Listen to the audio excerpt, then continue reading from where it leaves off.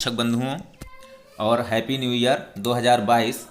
आपको नए साल की हार्दिक शुभकामनाएं। यहाँ पर निष्ठा प्रशिक्षण 3.0 FLN कोर्स दिया जा रहा है, जो मॉड्यूल 7 है, प्राथमिक कक्षाओं में बहुभाषी शिक्षण। इसमें लगभग 40 क्वेश्चन हैं और यहाँ पर हमें 40 के 40 क्वेश्चंस को देखना पड़ेगा। लेकिन जब हम करेंगे तो उसमें से 20 क्वेश्चन ही आएंगे। लेकिन इसमें से कोई भी 40 क्वेश्चन में से कोई भी क्वेश्चन आ सकते हैं उन 20 क्वेश्चन में, तो इसलिए हमें 40 के 40 क्वेश्चन देखना अनिवार्य है। चलिए हम आगे क्वेश्चंस को देखते हैं। तो इसमें क्वेश्चन है, इनमें से मिश्रित भाषा का उदाहरण नहीं है, तो इसका आंसर है शिक्षक L2 में बोलते हैं और बच्चे L2 में जवाब देते हैं। अगला क्वेश्चन, कक्षा में दूसरी भाषा सिखाने की आधारभूत शर्त नहीं है, इसका आंसर है शुरुआत से ही L2 की शब्दावली लिखना। नेक्स्ट, भारत की जनगणना 2011 के अनुसार भारत में कुल कितनी मातृभाषाएं बोली जाती हैं, इसका सही आंसर है 1369। इनमें से कौन सा वाक्य राष्ट्रीय शिक्षा नीति 2020 के अनुसार नहीं है, इसका सही आंसर है मातृभाषा में शिक्षण से बच्चे अन्य भाषाएं नहीं सीख पाते क्योंकि उसके लिए समय नहीं बचता। अगला क्वेश्चन देखेंगे, असम में चाय के बगीचों में काम करने वाले आदिवासी समूहों के बीच की भाषा को कह सकते हैं, तो इसका सही आंसर है लिंक भाषा। अगला क्वेश्चन है, ज्ञान के सृजन के लिए किस भाषा का पुल आवश्यक है, इसका सही आंसर है परिचित भाषा। अगला क्वेश्चन है, भाषा शिक्षण से जुड़ी भ्रांति चुनिए, तो इसका जो सही आंसर है वो जितनी छोटी उम्र में बच्चों को अपरिचित भाषा में पाठ्य पुस्तकें पढ़ने के लिए देंगे, बच्चे वो भाषा उतनी जल्दी सीखेंगे।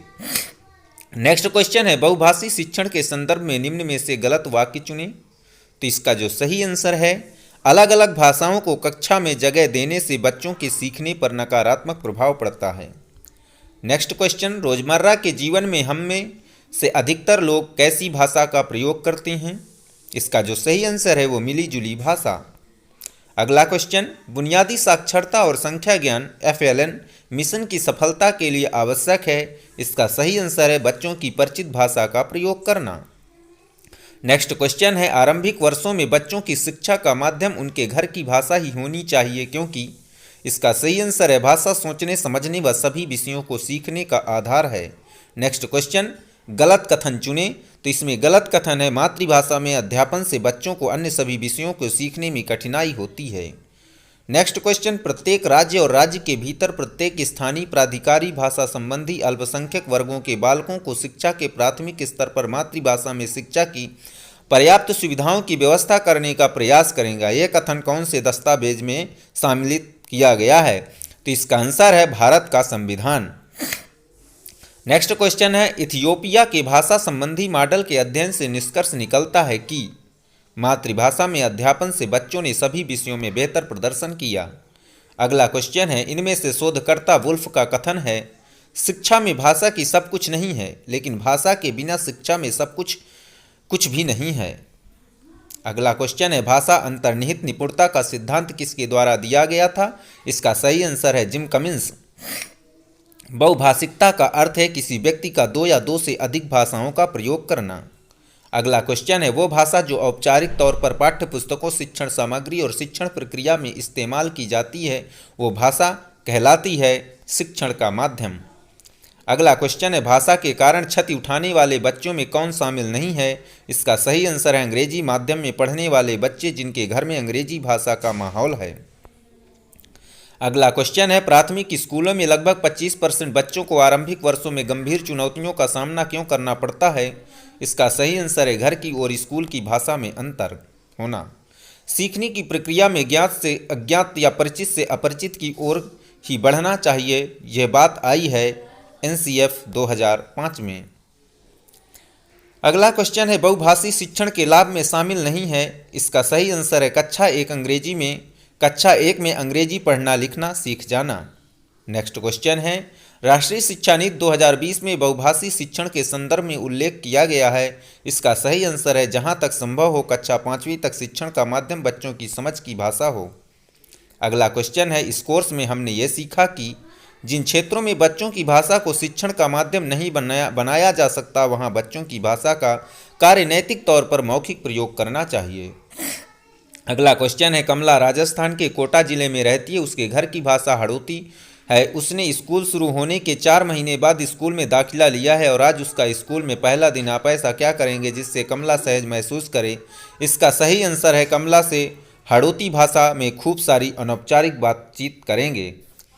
अगला क्वेश्चन है, राष्ट्रीय शिक्षा नीति 2020 मातृभाषा के प्रयोग के बारे में क्या कहती है? इसका सही आंसर है, छोटे बच्चे अपनी मातृभाषा के माध्यम से बेहतर रूप से सीखते हैं।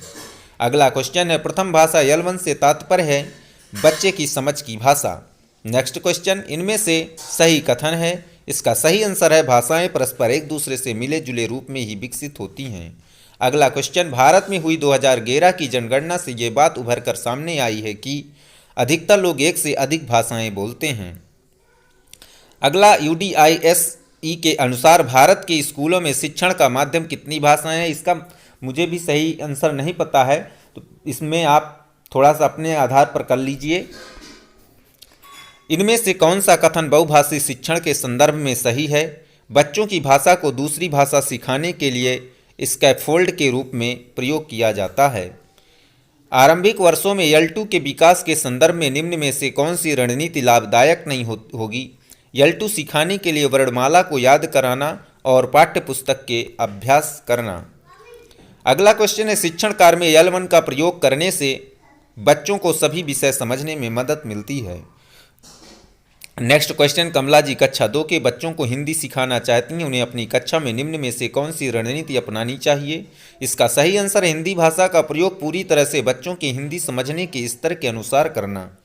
अगला क्वेश्चन है, कोर्स में वारली फिंटर की कहानी देने का उद्देश्य क्या है? इसका सही आंसर है, आवश्यकता अनुसार एक से अधिक भाषाओं के उपयोग के बारे में बताना। नेक्स्ट क्वेश्चन है, बहुभाषी शिक्षण पद्धति की विशेषता नहीं है। इसका सही आंसर है, कक्षा में किसी एक भाषा का प्रभुत्व होना। निम्न में से कौन सा बच्चा सबसे अधिक मुश्किलों का सामना करेगा? इसमें सही आंसर है, रमेश, जिसके घर और समुदाय में सब भोजपुरी बोलते हैं और कक्षा में अंग्रेजी भाषा का प्रयोग होता है। लिंक भाषा का प्रयोग किस परिस्थिति में किया जाता है? इसका सही आंसर है, जब विभिन्न भाषा संबंधी समुदाय के लोग एक साथ रहते हों। धन्यवाद।